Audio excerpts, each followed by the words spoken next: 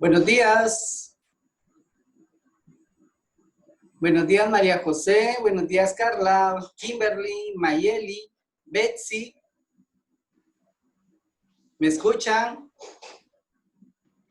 Buenos días, Profe. ¿Qué tal? Gusto en saludarles. Bienvenidos y bienvenidas a nuestra clase virtual del día de hoy, el cual trataremos pues sobre el siglo de oro español. Tema que ustedes ya tuvieron a bien investigarlo. Algunos, pues déjenme decirles, lo hicieron muy bien, otros pues les faltó un poquito más y espero que lo que expondré el día de hoy sobre el tema, pues ustedes tomen nota de ello. Vamos a dar inicio.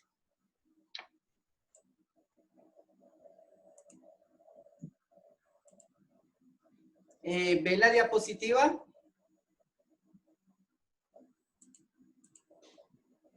¿Sí se ve la diapositiva? Sí, profe. Muy bien. Entonces vamos a hablar del tema, como les dije, el siglo de oro español o siglo de oro, nada más como aparecía en la guía de estudio. Es un periodo que abarca aproximadamente desde el año 1492 a 1659. Siglo de oro español. El siglo de oro español es el nombre que se le da al periodo que abarca aproximadamente desde el año de 1492 al año de 1659.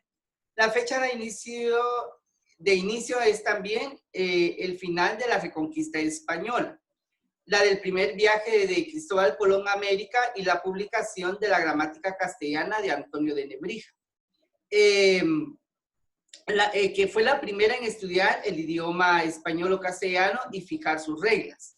Es también la primera de una lengua románica. En el año 1659 marca el final de dicho siglo de oro político, aunque como manifestación artística, pues suele retrasarse hasta la fecha de 1681, con la muerte del escritor y dramaturgo Calderón de la Barca. Durante este tiempo, España se hizo con un lugar relevante en el escenario mundial, al convertirse en una superpotencia política y económica, especialmente durante los reinados de Carlos I y Felipe II a lo largo del siglo XVI. Y esto refleja en algunas de las grandes contribuciones españolas a la humanidad. Nombres muy conocidos como Cervantes o Velázquez, uno en literatura y el otro pues en pintura, son solo algunos entre los que llevaron a España a alcanzar ese estatus. El descubrimiento del Nuevo Mundo y el asentamiento en algunas zonas del mismo, aportaciones al arte, la música y la literatura son importantes marcas que estos maestros dejaron y que llegan hasta nuestros días. Con respecto a la pintura, tenemos a Doménicos Theodocopoulos. Era de origen griego, pero se asentó en España, país que lo adoptó y que le dio y lo reconoció con el nombre de El Greco. Su obra más importante que tenemos de este pintor es el expolio o el entierro del conde de Orgaz, con un estilo de pintura que destaca las características figuradas, alargadas, una iluminación antinaturalista que parece emanar de los personajes y los colores saturados. Esto recuerda mucho lo de expresión artística de tercero básico del año pasado. Espero que ustedes lo hayan visto. El pintor más destacado del siglo de oro es sin duda Diego de Velázquez. Él sí es de origen español, nacido el 6 de junio de 1599 en Sevilla, España. Es quizá el pintor más importante que influyó en la historia de España.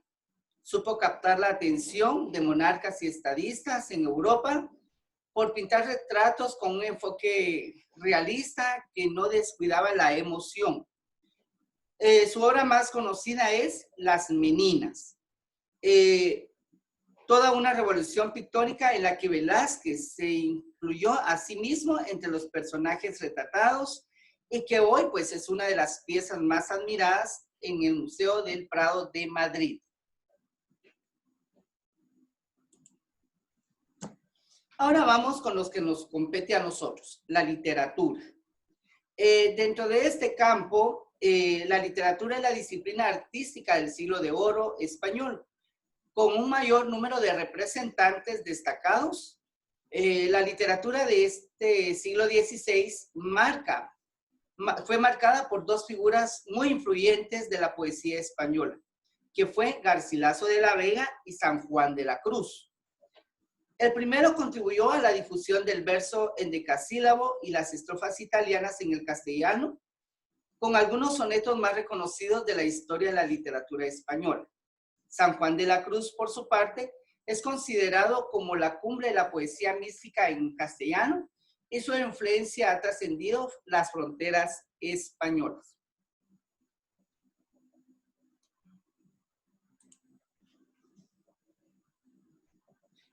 En el siglo XVI se publican dos obras en prosa que tendrán una importante repercusión en la literatura posterior.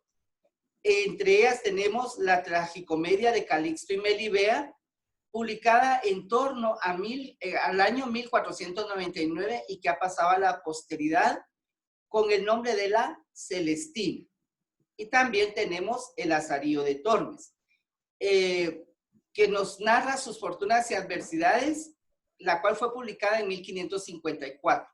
La primera se ha considerado obra de Fernando de Rojas, o sea, la Celestina, aunque existen diferentes hipótesis al respecto, y es una novela dialogada con un fuerte componente de crítica social. La obra marca el paso definitivo de una sociedad medieval al Renacimiento y conoció un rotundo éxito a lo largo de todo el siglo XVI, pese a las críticas moralizantes de su contenido y la censura inquisitorial que padeció. El Lazarillo de Tormes, por su parte, es una obra realista anónima, atribuida en la actualidad al diplomático y erudito Diego Hurtado de Mendoza. Eso todavía está en investigación, que inaugura el género picaresco caracterizada por una feroz crítica moral y de costumbres.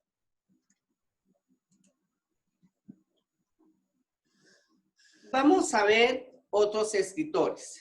Entre ellos, pues vamos a mencionar a Santa Teresa de Jesús.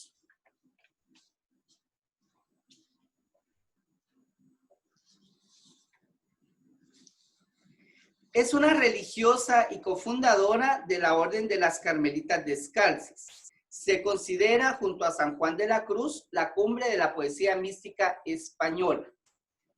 Tenemos a Francisco de Quevedo, que es uno de los autores fundamentales de la literatura española. Autor de poesía, narrativa y dramaturgia. O sea, cuando hablamos de la dramaturgia, estamos hablando de teatro. Tenemos a Tirso de Molina, dramaturgo y poeta y narrador religioso mercedario. Se le considera uno de los tres grandes de la dramaturgia del barroco español. También encontramos, como les dije, a Pedro Calderón de la Barca, segundo de los tres grandes dramaturgos del siglo de oro. Es autor de la célebre La vida es sueño. Fue también un sacerdote de la Orden de Santiago. Lope de Vega, el tercero de la trinidad de grandes dramaturgos del siglo de oro y uno de los autores más prolíficos de la literatura universal. Renovó las fórmulas del teatro para la época y fue autor de más de 3.000 sonetos, 3 novelas, 4 novelas breves y una epopeya.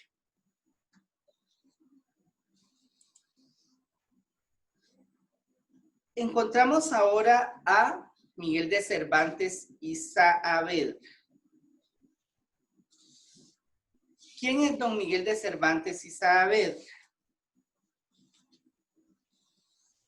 Pues don Miguel es escritor del famoso Quijote de la Mancha, que es una de las obras universales clásicas de la literatura universal. Otras formas, con formas de narrativa que serían centrales y fundamentales dentro de la literatura mundial de Europa. Siempre quiso sobresalir como poeta y dramaturgo, pero consiguió la fama inmortal gracias a la prosa de su obra, como les dije, El Quijote de la Mancha. Parte de una sátira de los libros de caballería. Esto más que todo de la Amadís de Gaula, se embarca en una crítica social y una exploración de la naturaleza humana que retrata el choque entre el idealismo y la realidad y exhibe su dominio del diálogo a través de las conversaciones entre Don Quijote y Sancho Panza.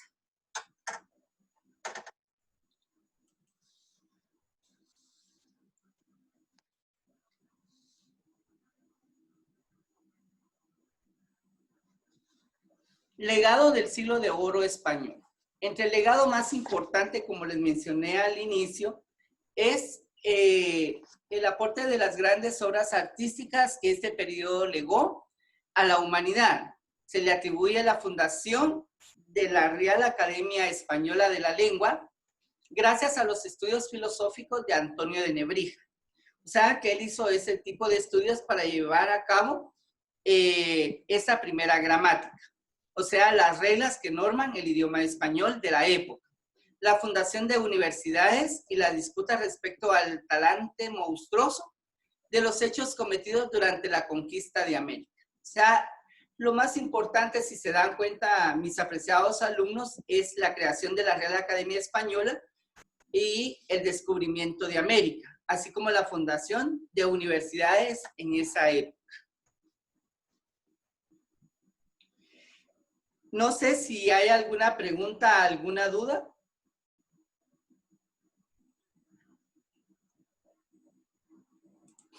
¿Preguntas, dudas?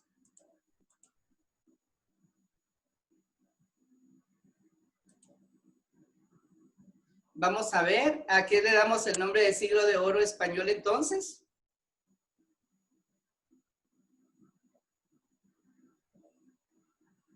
A ver, ¿alguno, por favor?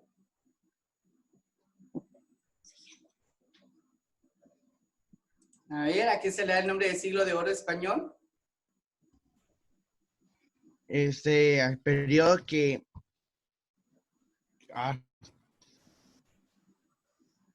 A ver, Lucas. Al periodo que abarca de 1959 hasta qué año? 59.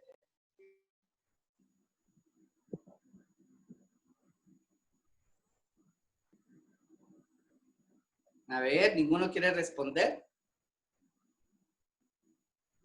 Hasta... Profe, ¿Perdón? no es el periodo que abarca desde 1492 hasta 1659. Correcto, pero se suele alargar hasta 1681 con la muerte ¿de quién? Del escritor y dramaturgo, ¿cómo se llama? Antonio de Nebrija. No, él es el autor de la gramática. Con la muerte del dramaturgo Pedro Calderón de la Barca. ¿Sí? También dijimos que España se convierte en una potencia que política y económica, ¿verdad? En Europa, por el descubrimiento de América. ¿Quiénes son los dos principales exponentes del siglo de oro español? Aparte de todos los que mencionamos también, ¿verdad? Al final, casi.